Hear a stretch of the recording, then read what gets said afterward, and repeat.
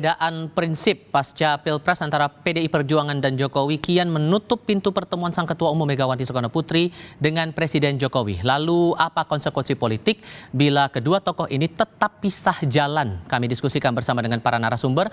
Bergabung saat ini Kepala Departemen Politik CSIS Arya Fernandes dan Direktur Eksekutif Indo Barometer Muhammad Kodari. Kami juga masih akan berupaya menghubungi dari pihak PDI Perjuangan untuk ikut berdiskusi bersama kami kali ini. Selamat sore semuanya, apa kabar?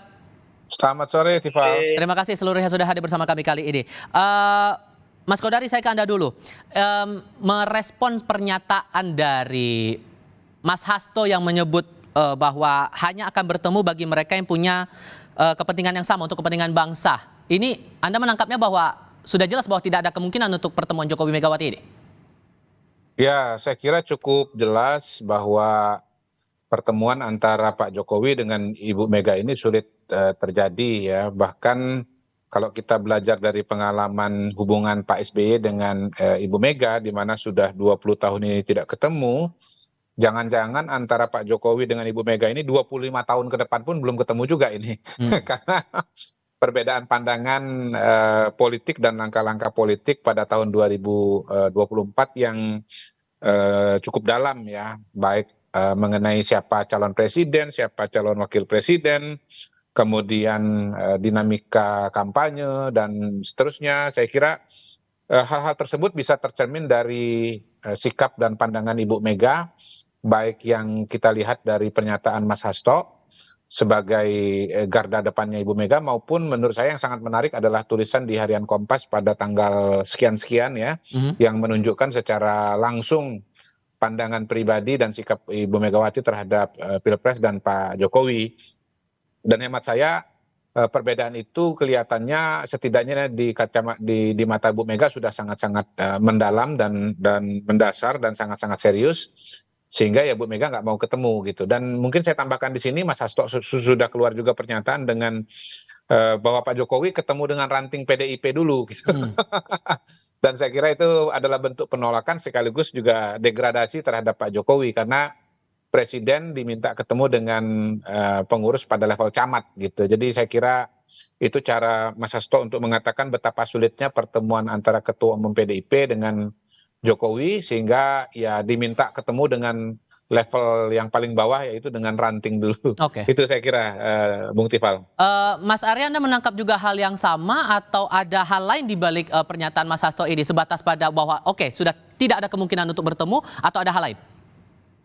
Baik, pada titik ini saya sepakat ya bahwa memang cukup sulit mempertemukan antara Ibu Mega dan Pak Jokowi. Memang sudah muncul beberapa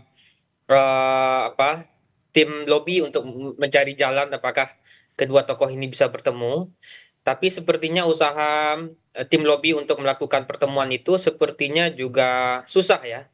Karena baik Bu Mega maupun Pak Jokowi itu juga saat ini memiliki dua pandangan yang relatif berbeda ya, satu ekstrim tertentu gitu ya, dan di sisi yang lain gitu ya. Jadi kondisi tersebut juga menyulitkan karena bagi PDIP sendiri pilihan-pilihan politik yang dilakukan oleh Pak Jokowi selama Pilpres 2024 juga dianggap kurang menguntungkan bagi partai.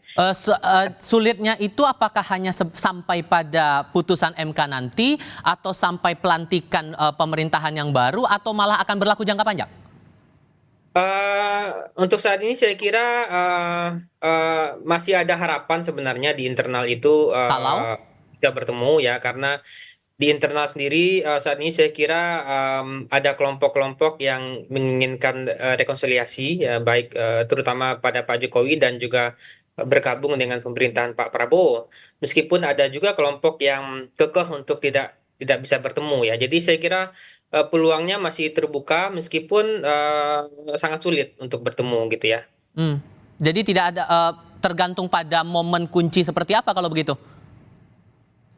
Seperti tadi saya sampaikan bahwa dalam perkiraan saya di internal PDI Perjuangan sendiri ada faksi-faksi yang justru juga menginginkan rekonsiliasi ya. Jadi menyelesaikan konflik yang terjadi antara PDIP dengan Pak Jokowi dan juga ada faksi-faksi yang juga ingin mendorong PDIP untuk bergabung bersama pemerintahan ya. Nah, titik pertemuan itulah yang mungkin akan menjadi pintu masuk untuk bisa PDI bertemu dengan apa namanya dengan Ibu Mega, dengan Pak Jokowi gitu. Oke, Mas Kodari, kira-kira adakah peluang dari pembantunya Jokowi untuk berupaya melobi Megawati untuk melakukan pertemuan begitu? Karena kan dilihat ini Mas Hasto terus yang menyampaikan bahwa tampak resisten begitu kalau mengutip pernyataannya Bung Budi Aris Setiadi begitu. Iya, iya. Ya, saya kira kalau bicara Pak Jokowi pada hari ini kelihatannya justru beliau nunggu bola ya. Karena beliau tahu bahwa kata kuncinya sebetulnya pada hari ini datang dari sisi Ibu Mega, bukan dari Pak Jokowi itu sendiri. Jadi Pak Jokowi mau kirim utusan siapapun, bagaimanapun, kalau misalnya pintunya sudah tertutup seperti sekarang ini dan saya belum melihat sinyal-sinyal pintu itu akan dibuka, maka rasa-rasanya sulit. Kalaupun ada orang yang berperan dan bisa berperan untuk komunikasi dengan Tuku Umar, saya kira tadi sudah disebut, itu bukan kabinetnya Pak Jokowi, bukan Menteri Pak Jokowi, tetapi Ibu Puan Maharani.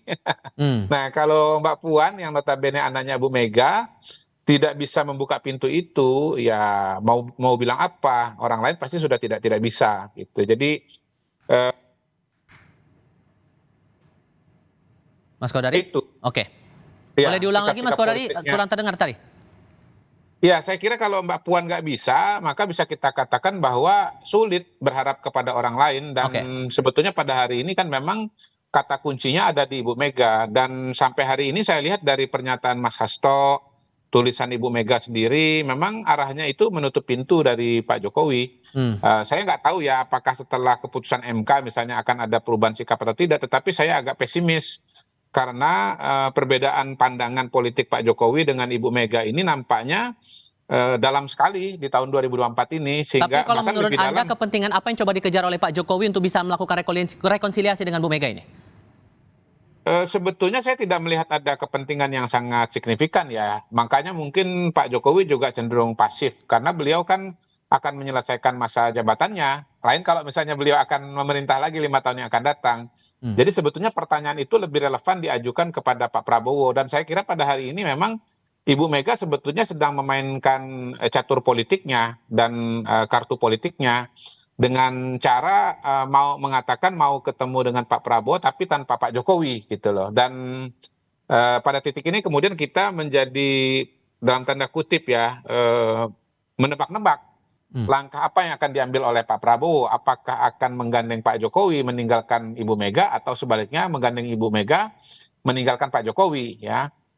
Walaupun saya bisa katakan dalam perjalanan politik beberapa waktu terakhir ya, bahkan 5 tahun terakhir ini, memang sebetulnya ya hubungan antara Pak Jokowi dengan Pak Prabowo itu hubungannya real, baik persamaan pemikiran mengenai Indonesia maju, Hmm. kecocokan pribadi, apalagi kemudian ya saya kira tidak mungkin lah Pak Prabowo itu tidak cocok dengan Pak Jokowi kalau tidak melihat potensi Pak Jokowi dan Oke. pada sisi Gibran begitu. Jadi saya melihat sih kemungkinannya Pak Prabowo akan jalan dengan Pak Jokowi, dan karena itu kemungkinan PDI Perjuangan 5 tahun ke depan itu akan ada di luar pemerintahan begitu. Oke. Kalau menurut Anda, Mas Arya, titik temu antara kedua tokoh ini yang tampaknya belum juga ditemukan, apakah akan mempersulit posisi Prabowo ke depannya? Saya kira Pak Prabowo sekarang ini sebenarnya punya beberapa opsi ya. Eh, Opsi yang pertama itu tetap bersama partai-partai 02 dengan 48 kursi. Opsi itu tentu sangat berisiko dan menurut saya tidak mungkin akan dipilih oleh Pak Prabowo ya karena akan berisiko sekali di DPR. Nah, karena itu berisiko muncullah opsi kedua ya. Opsi kedua itu tentu menggandeng partai koalisi lainnya, bisa Nasdem dan PKB. Kalau itu bisa dilakukan, kalau bisa mendapatkan dua partai itu, tentu dukungan di DPR itu bisa di atas angka 71%. Hmm. Tapi sebenarnya juga Pak Prabowo juga punya opsi ketiga. Apa Opsi itu? ketiga misalnya kalau misalnya negosiasi atau Nasdem dan PKB itu terlalu high call gitu ya. Pilihannya bisa dengan PDI Perjuangan. Nah, karena dengan PDI Perjuangan itu hanya negosiasi dengan satu partai dan bisa mendapatkan 67% kursi di DPR. Jadi Pak Prabowo saat ini punya banyak opsi ya, dengan tentu dengan risiko-risiko yang tadi. Opsi pertama hampir kecil dilakukan karena risikonya terlalu besar. Opsi 2 dan 3 saya kira masih terbuka ya. Apakah opsi kedua itu menggandeng PKB dan Nasdem atau opsi ketiga PD Perjuangan? Karena kalau kita lihat presiden-presiden yang terpilih pasca reformasi selalu muncul dengan kekuatan politik yang besar di DPR Oke. ya. Misalnya di penghujung Pak Jokowi ini nyaris semua 9 partai di DPR hanya menyisakan PKS yang di Baik. luar kabinet gitu ya. Oke, sehingga kemudian kalaupun nanti pertemuan antara Mega dan Jokowi ini tidak terwujud, apakah kemudian akan ada peluang bagi Prabowo untuk meninggalkan Jokowi demi mengamankan masa depan pemerintahannya nanti? Karena kalau kita ingat di parlemen juga PDI Perjuangan masih memegang peran yang cukup signifikan di sini, menang dalam Pileg 2024. Apakah peluang itu akan terjadi atau tidak? Kita akan lanjutkan lagi diskusinya usai jeda berikut ini.